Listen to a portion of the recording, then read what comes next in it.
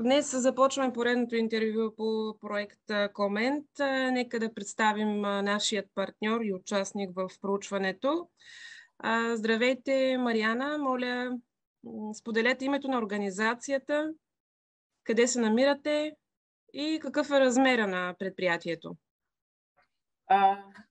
Казвам се Мириана Сирийски, директор съм на Фондация Светът на Мария и съм управител на социалното предприятие Бон Апети към Светът на Мария, което е ЕООД на фондацията. И нашата организация реално е фондацията, а социалното предприятие, което е Бон Апети, изпълнява нейните цели в определена област, в определен мащаб.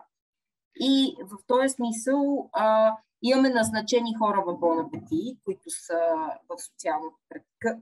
към социалното предприятие.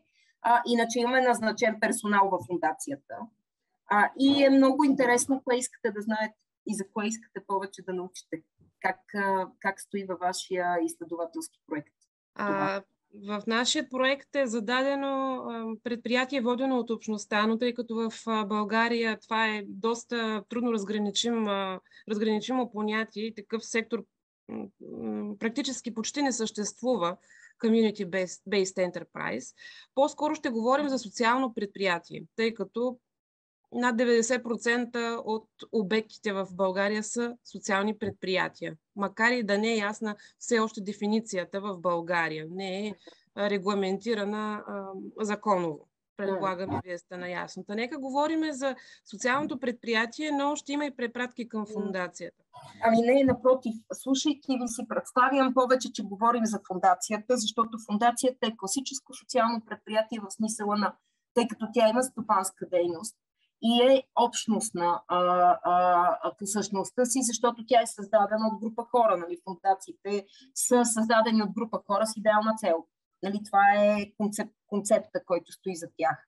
И в този смисъл Бон Апети е просто един елемент на дейността на фондацията.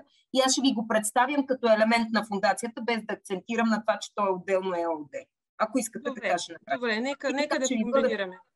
Така ще бъде по-интересно за вас. По-мащабна ще бъде информацията, да.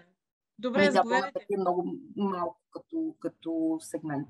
Да. Заповядайте, нека говорим тогава за Светът на Мария и всички дейности, свързани с фондацията. В кой оперативен сектор вие функционирате? Търговия, хотелиерство, ресторантьорство, нали така най-общо казано? Къде сте насочени, таргетирани?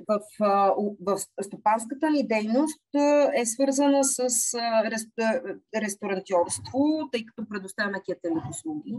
Нали, те са в една икономическа категория попадат, в една група. Също така ние изработваме сувенири и изработвайки сувенири, които продаваме, също влизаме вече в категория, не знам каква, арт дейности, да кажем. Някаква. Да.